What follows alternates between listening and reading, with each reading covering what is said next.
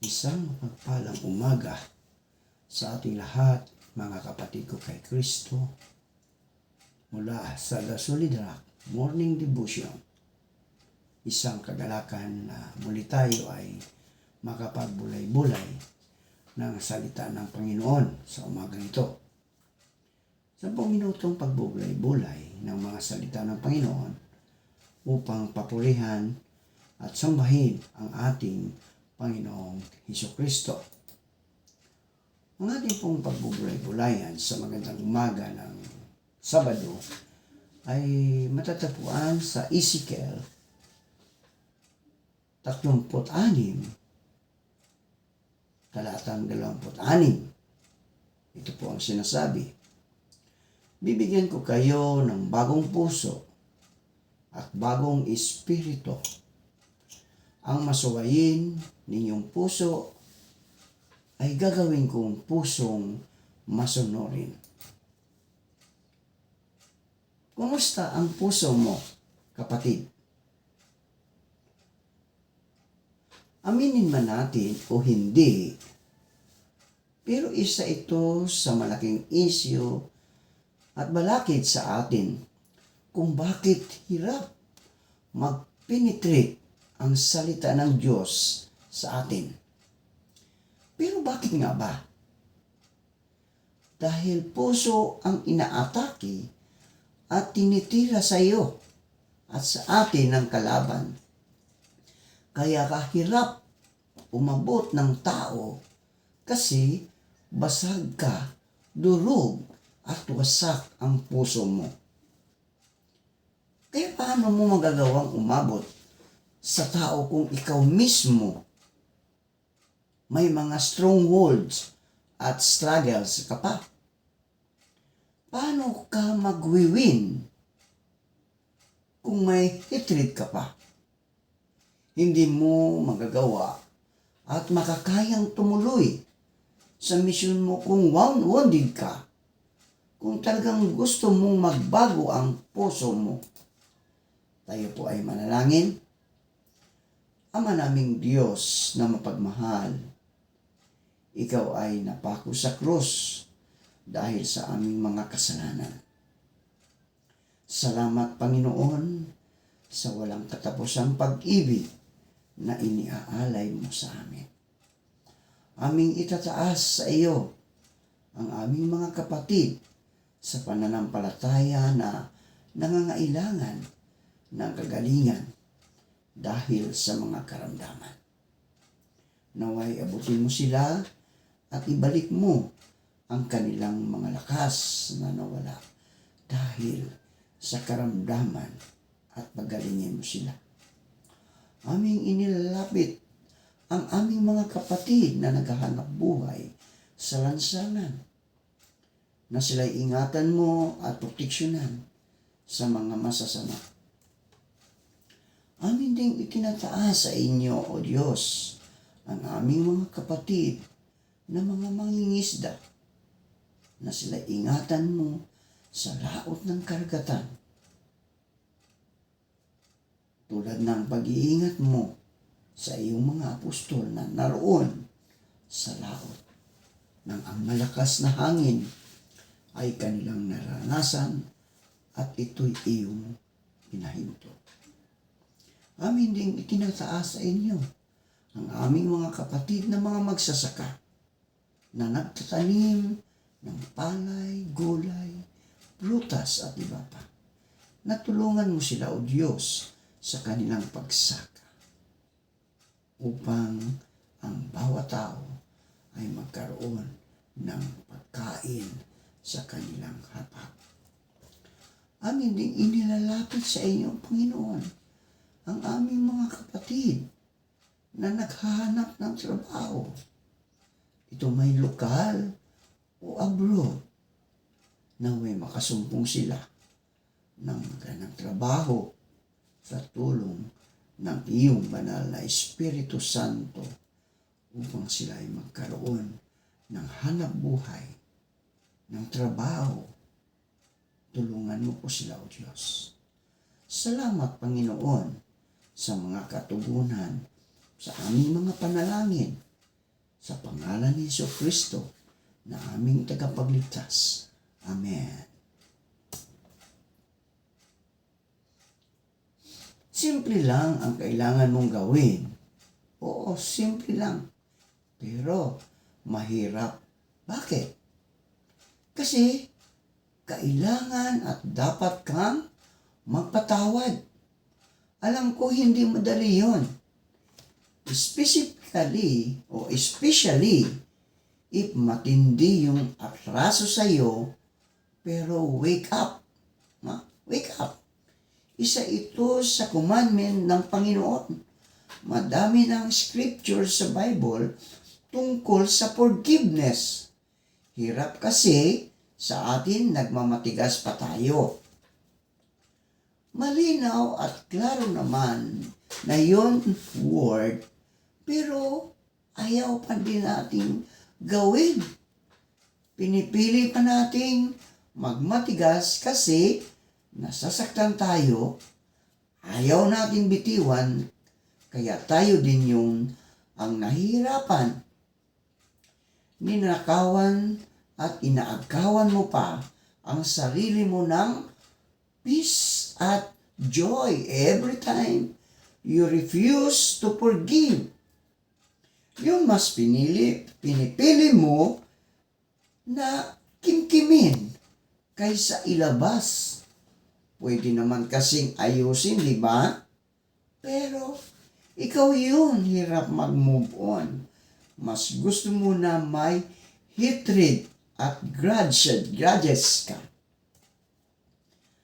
Kaya, kahit sila yun may atraso sa iyo ang lumalabas, sila pa yun masaya.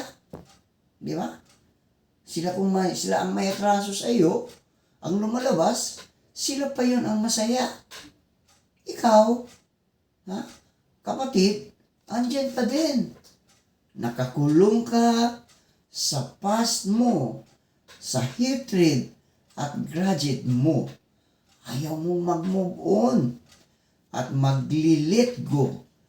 Kaya ka walang joy and peace. Diba? Joy and peace.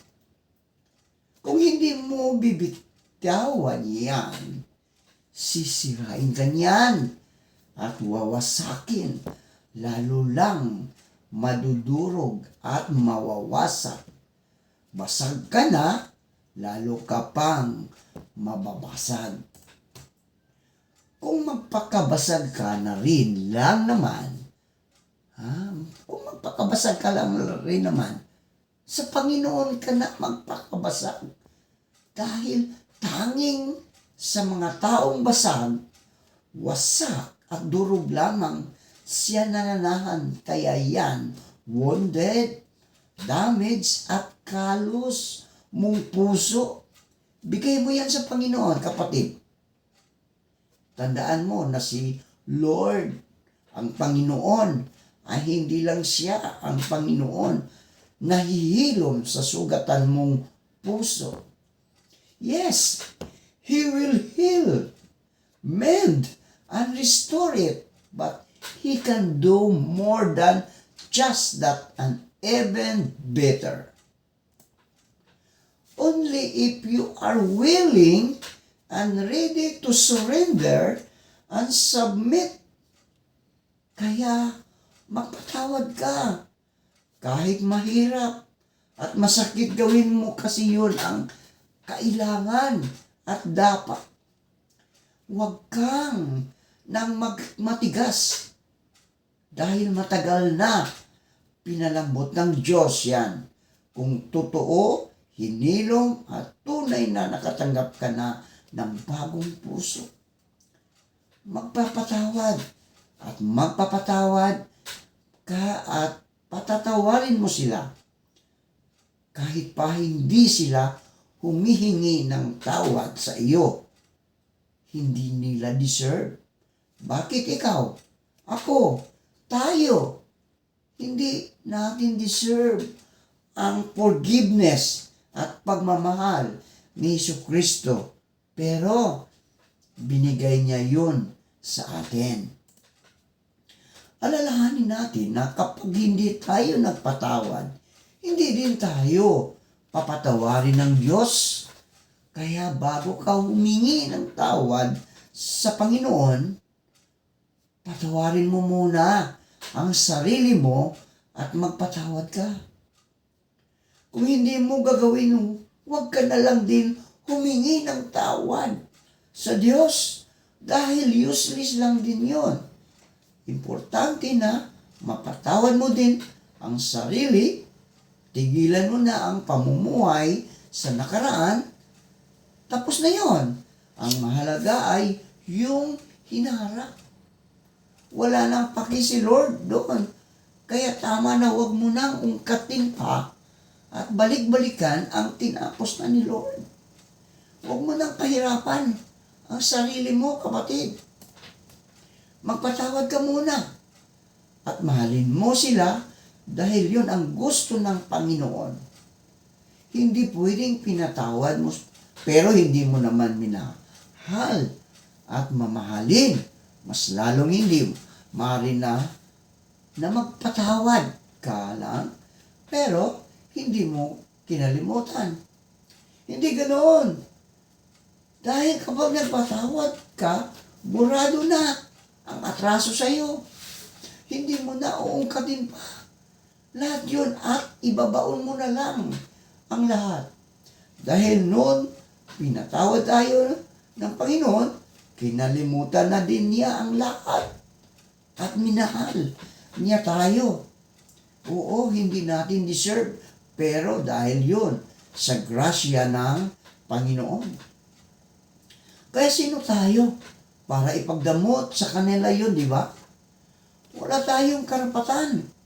Tayo na nga tumanggap sa Diyos, gagawin natin ito kasi lumalakad at namumuhay tayo sa nilakaran at buhay ni Kristo. Yun ang tinatawag na Christ likeness. At yun ang tunay at totoong tumanggap kay Jesus Christ. Kahit mahirap, gagawin pa rin na hindi magmamatigas at pipiliin gawin kasi yun ang tama. At dapat dahil yun ang nais ng Panginoon. Kapag nagawa mo yan, kapatid, kapag nagawa natin doon, tayo magkakaroon ng peace. Magkakaroon tayo ng peace at joy, kaligayahan. Doon natin magagawa at maisa sa katuparan ang misyon natin sa Diyos. Magsisimula ito sa sarili natin, sa pagbitaw at pagsunod sa nais at kalooban ng Diyos.